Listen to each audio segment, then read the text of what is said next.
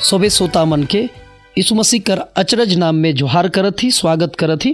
तो हाल चाल मन कैसा है? चलू हमरे मन प्रार्थना कर साथ कार्यक्रम में आगे बढ़ब। अपन अपन आँख के बंद करूँ। हे अबा परमेश्वर, महिमा से भरल राउरे मन ठीना यीशु कर नाम से आवत ही। सभे मन के राउर हाथ में जिमा कर देवत ही। सोता मन के बड़ी आशीष देव। और आज कर कार्यक्रम में शुरू से आखिरी तक राउरे उपस्थित रहू। कोनो किस्म कर बंधन है, सब बंधन यीशु का नाम से दूर हो जाओ।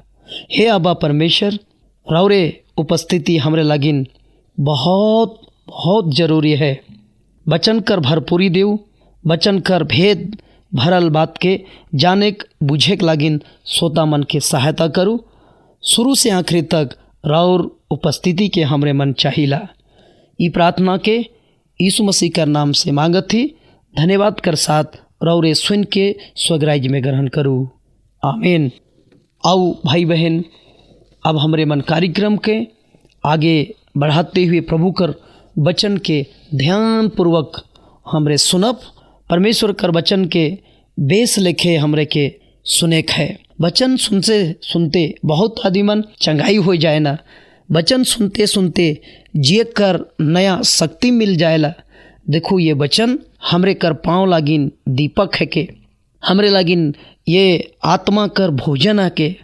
और यीशु मसीह कहलाए कि मनुष्य खाली रोटी ही से नहीं, मुदा परमेश्वर कर मुँह से निकलल वचन से जिंदा रह सकेला।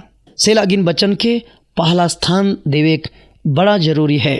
चलो परमेश्वर का नाम कर महिमा करते करते हमरे मन एक खास बात के आज विचार करब। इस दुनिया में परमेश्वर एक बात से बड़ा जोर दे है। परमेश्वर बटे से मानव जाति लागिन एक बहुत बड़ा आह्वान है। और वो का बात है के? वो ये बात है कि अगर मती रचित सुसमाचार 3 अध्याय 2 पद के पढ़ब तो यूहन्ना बपतिस्मा दाता प्रचार करलक, मन फिराओ। आई जरूर ये आधुनिक युग में मन फिराव कर बारे में ज़्यादा चर्चा नहीं करल जाएला। गिरजा घर में या तो शुभ संदेश में भी ये बात के बागरा आदमी नहीं बोलत हैं। चंगाई, प्रेम, सुकून, ये सब बात के जरूर कहत हैं।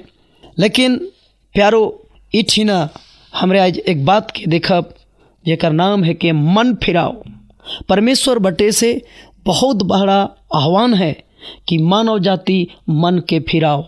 मन से ही पाप उत्पन्न होएला। बाइबिल में इसने लिखल है, बेविचार करे कर बात मन से उत्पन्न होएला, हत्या करे कर बात मन से उत्पन्न होएला, और गंदा बात मन से ही उत्पन्न होएला। और आज मानव जाति मन कर अनुसार जिए में लागल हैं। देखो मन में इतना बड़ा शक्ति है कि राउर शरीर के ही मन ही चलाए कर सकती रखेला। सबसे खतरनाक चीज है मन। से बाइबल में लिखल है कि मन सब चीज से ज़्यादा धोखेबाज है। अगर हम बाइबल में पढ़ब मरकुस रचित सुसमाचार ओकर पहला अध्याय 15 पद में यीशु मसीह प्रचार भी कर लें, मन फिराओ। यीशु कर पहला प्रचार रहे, मन फिराओ। भाई बहन, जब ये प्रचार होत रहे तो आदमी में कांपत रहे। देश का राजा कांपत रहे। सिपाही मन यूहन्ना बपतिस्मा दाता कर प्रचार सुन के कांपत रहे। जबकि बाइबल में हमरे में पढ़ीला यूहन्ना रचित सुसमाचार 10 अध्याय 41 पद, तो यूहन्ना बपतिस्मा दाता कुछ चमत्कार नहीं कर रहे, कुछ बड़ा चिन्ह नहीं दिखाए रहे, फिर भी हिलाए किराए दे रहे। कहे कि मन फिराव कर बारे में प्रचार करत रहे। बाइबिल बताएला कि हेरोदेस भी ये आवाज के सुन के कांपत रहे। कहे कि हेरोदेस गलत बात में मन लगाए रहे। श्रोता मन, ये मन दारू में लगल रहेला, मन संसारिक चीज में लगल रहेला। और मन के अनुसार राउरे चलब तो सीधे सीधे राउरे नरक जाब। इसीलिए परमेश्वर कर वचन आह्वान करेला कि मन फिराओ, पाप से मन फिराओ, दारू से मन फिराओ, बेविचार से मन फिराओ, नशा चीज से मन फिराओ, संसार की चीज से भी मन फिराओ। परमेश्वर बट्टे से एक बहुत बड़ा आह्वान रहे। आज भी मानव जाति के जोर देखे परमेश्वर कहेला कि मन फिरावा। भाई बहन, कहे मन फिराना है? बाइबिल बताएला मन कर भीतरे बहुत गंदा चीज, जंगली बीज के शैतान डाल दे है।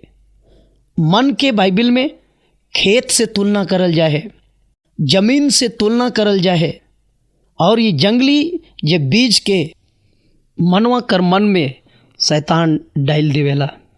सोता भाई बहन, बाइबिल में हमरे पढ़ीला मती रखी सुसमाचार और उकर 15 अध्याय उकर 19 पद में जब देखिला तो ऐसन बताएला कि मन से बुरे विचार निकलेला, बेविचार भी मन से उत्पन्न होएला, हत्या भी मन से उत्पन्न होएला।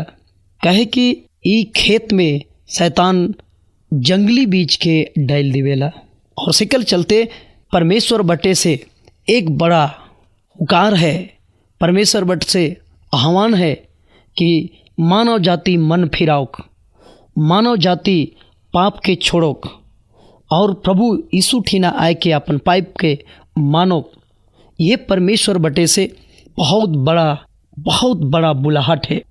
और इसको जब कहे इतना कहे परमेश्वर आह्वान करत है, इकर एक कारण है कि एखन जे खने हमरे मन जियत ही ई अनुग्रह कर युग के, और यह युग में मनवा जाइत के सुधरे के लिए, पछताए के लिए, मन फिराए के लिए अवसर है। इकर बाद जे युग आवे वाला है, जे समय आवे वाला है, भाई बहन मनवा जाइत मन फिराइए नहीं पारबे। काहे कि अनुग्रह कर युग समाप्त हो जाई। एक विशेष समय में हमरे मन जियत ही मनवा के मौका देवल जाए सुधरे के लिए, पछताए ले, मन फिराए ले। लेकिन प्रकाशित वाक्य में ऐसा लिखल है, ये धरती में ऐसा विपत्ति आवत है कि मानव जाति कर शरीर में गोटा घाव रही, अपन जीव के चेबाए के खाबे, फिर भी मन नहीं फेराबे। कहे कि अनुग्रह कर युग समाप्त हो जाई। एखन मौका है, रौरे जल्दी से जल्दी बिना देरी करे मन फिराओ, हड़िया से मन फिराओ, बेविचार से मन फिराओ, यीशु ठीना आए के अपन पाप के मानू, तब देखो परमेश्वर रौरे मन के आशीष देवे और भयंकर उस जलन से रौरे बच सकीला। परमेश्वर कर अनुग्रह राउर ऊपरे रहोक। सबे मन के जोहार।